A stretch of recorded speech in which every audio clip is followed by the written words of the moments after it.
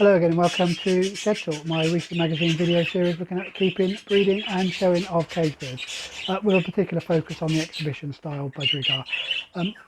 Well, I say weekly, but I'd just like to very quickly let you know that as I'm going away on holiday in a couple of weeks, it's likely that there'll be 2 weeks or at least 1 week where there won't be any Shed Talk video out. Apologise for that, but just proves, or it's going to prove too difficult to get one out or get videos out on the 2 weeks that I'm away. So you'll have to make do without me. You can always watch episodes that you may not have watched previously. So there's a good number over on the channel. So do go across and do have a look at those. So yeah, there will be 2 weeks when there won't be any videos out. This particular episode, I want to focus really on the how my breeding season's gone. I'll probably do it this episode with a focus mainly on the budgerigars, and the next episode will probably focus mainly on the fives. So what I thought I'd do in this episode is talk about how the budgerigar breeding season has gone, my thoughts on how it's gone for me, and then we will get the birds out and have a quick look at some of them, or a quick look at them, and talk briefly about probably the top 5 that I've bred. Right, so there we go. As always, if you enjoy the episode, don't forget to hit the like button. Do of course subscribe if you're not yet a subscriber, and don't forget to leave a comment. Right, how's the breeding season gone? So how did the breeding season with the budgerigars go? Well, I have to say it was a fairly disappointing, well, a very disappointing breeding season for me, both in terms of the numbers of birds I produced, and of those birds that I produced, the quality of the birds as well wasn't particularly good. So I'll talk about the quality in a minute when we get the birds out, and we'll have a look at some, and I'll talk about some of the slightly better birds. I mean, none of them were, spectacular, but some of the slightly better birds. What I'll do is I'll talk first though about the overall success rate in the breeding cages. So we put a total of 18 birds, 18 pairs down, and the fertility rate was around about 23%. So only about a quarter of the eggs, only about 1 in 4 eggs was actually filled. We had a total of 124 eggs produced from those 18 pairs. And like I say, only 23%, so only 1 in 4 of the eggs, just under, was actually full. And it was a bit of a mixed bag. So what brought the fertility rate down was the number of pairs that actually didn't fill a single egg in either 1 round or 2 rounds. So they laid, a full clutch of 6 to 8 eggs, and there wasn't a single egg full in there. Where I had birds that were filling eggs, so where I had pairs that were filling eggs, they were filling almost every egg. So the disappointment was the number of pairs that we didn't have any full eggs from. What do I put that down to? I don't really know. Because the full eggs, the birds that were high in fertility were having the same diet, same cages, same environment as those that weren't. My thought is that I did have a good number of birds that didn't produce were both maiden hens and the slightly heavily more feathered hens. So what I would have thought would have been my best hens in terms of producing a better outcome didn't actually perform for me, and I suspect that's quite a common problem. So I will think about that for next year. Some of those hens I will keep because in their second year I may be a bit more lucky, but some of the others I probably will need to move on. I just, I might have to gift them, I would guess, and let the person know I've not managed to produce anything from them. Anyway, so that's the fertility rate. Of those eggs that were full, the hatch rate was really good. It was around about 3/4. So, out of every 4 eggs that were full, 3 of those eggs went on to hatch successfully. So I had a relatively low dead in shell and addled issue. So which is good news. You know, we were obviously, the environment for the birds was quite good to get that number of eggs, or that number of hatch rate successful, so about 75%. And of those that have hatched, again, I was really pleased. We didn't lose that many chicks before we started to ring them, so it was around about 70%. Again, quite reasonably high. So 70% of the chicks that hatched went on to be to reach that stage where I was able to ring them, so 8 to 10 days, which is always good news. And then of those birds that were rung, 65% of them went on to be weaned, so which actually is a bit disappointing, because that meant we lost a good number of birds between ringing and weaning, which is a bit disappointing, and I'm not quite sure why we lost those birds. Some of that might be, you know, lies damn statistics, isn't it? So, I got that wrong. I probably got that round the wrong way. But anyway, one of the things about that is because there were low numbers of chicks rung out of the total number, it only took 1 or 2 of those rung birds to bring that figure down. I hope that makes sense. You know, only having 20 odd birds rung, if 3 of those dies, the percentage is higher than if you had, you know, 60 birds rung and, you know, 4 or 5 of them die. So anyway, so that's where we ended up with a total, I think, of 18 birds. I will just double check that.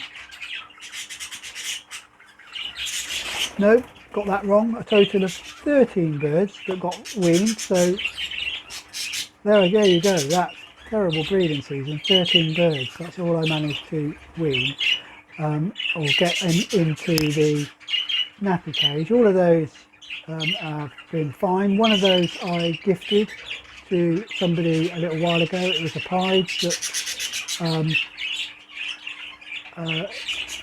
that wasn't as good as its brother, so I've kept the brother and I got rid of that pied. It was an okay bird and might breed okay for the person. The person I gifted it to had lost a couple of birds, or lost a few birds.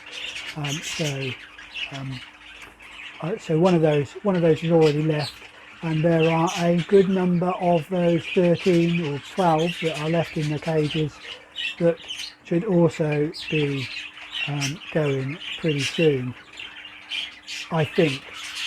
Right, like I say, the numbers are fairly bad. Let's have a look at a few of the birds.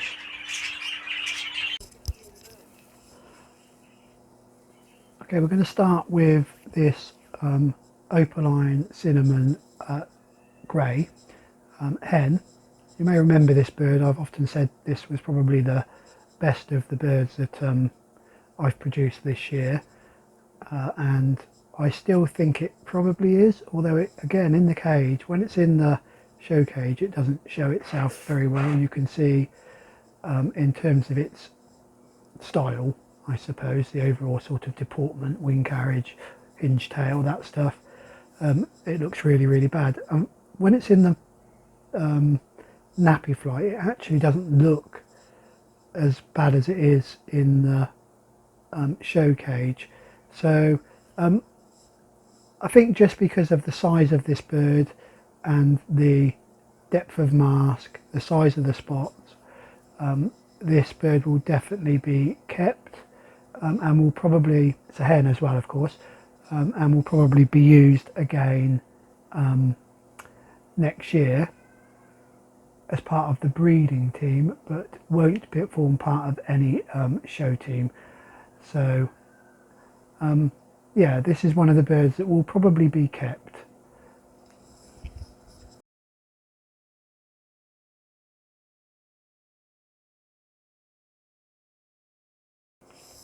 And now moving on to this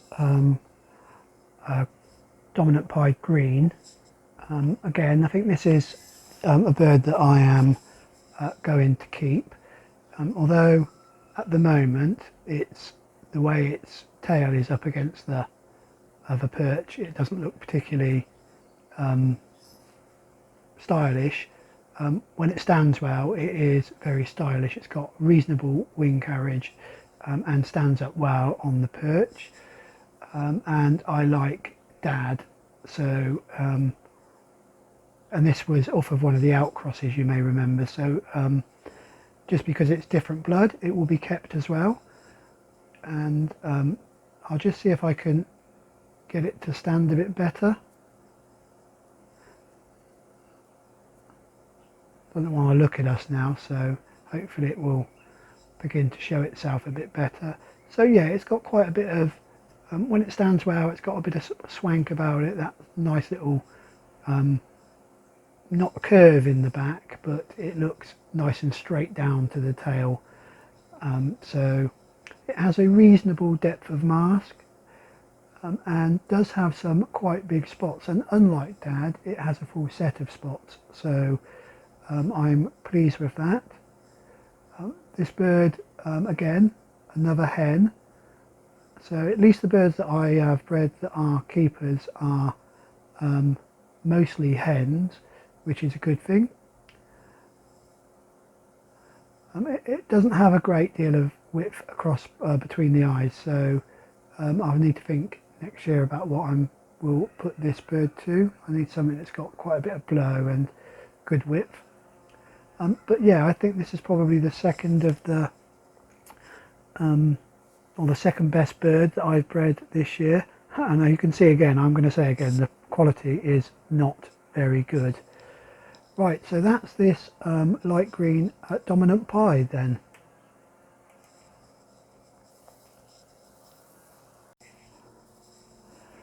So the next bird we're going to take a look at is this green, and again another hen, not in the greatest of condition at the moment, which isn't helping the way it looks. Again, it's quite a nice big bird and fairly broad across the shoulder.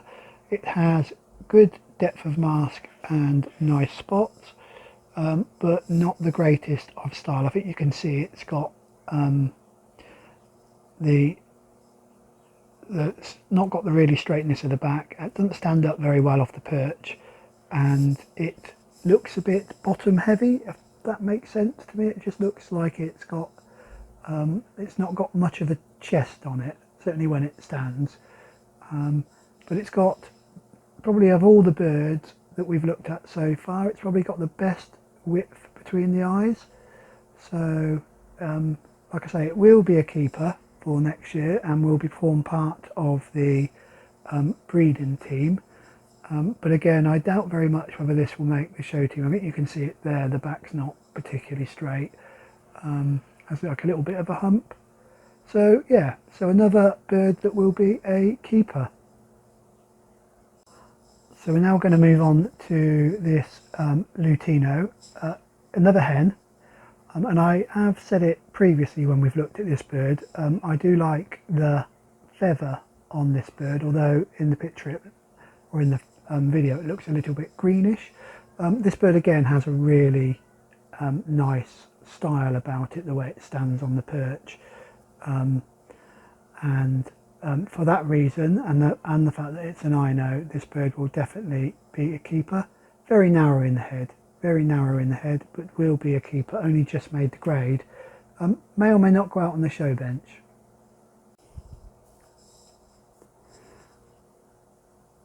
Okay, and the first of the cockbirds then that I'm planning to keep is this light green. Again, it's not a brilliant bird. You can see it doesn't have a massive amount between the eyes, and it doesn't have a massive amount of shoulder on it. It does have a really nice depth of mask, and it looks like it's going to have some quite big spots. But the other reason I plan to keep this bird is that it has a certain style about it. It stands up very straight on the perch, which gives it a bit of height, although it's not a particularly big bird, but it does give it a nice bit of height above the perch. It has reasonable wing carriage and a reasonably straight back. It's putting a little bit more while it's in the show cage. So I'm not totally convinced I would keep this bird normally, So I've probably got better cockbirds currently in the flight. And here is that bird. Now this bird originally I put in the sales flight. So okay, so you can clearly see that it's a yellow face and an opaline. It's also split for Ino, and it's not the greatest of birds. It's a cockbird again, so at least it will give me another young cockbird. The reason why I have decided that I want to keep this is it is split for Ino, so it will give me some, or hopefully if it breeds it will produce some Ino hens for me.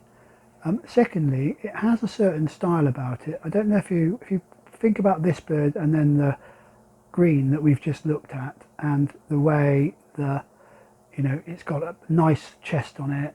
It narrows back to the tail.